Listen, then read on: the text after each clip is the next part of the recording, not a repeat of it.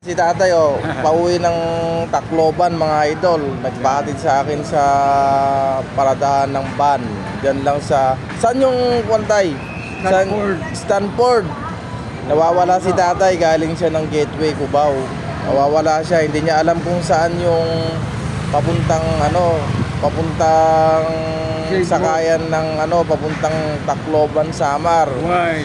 Pero si tatay taga La Union. Ngayon, andun ang pamilya niya sa sa Tacloban, kaya uwi. Shout out ka tayo sa mga taga La Union.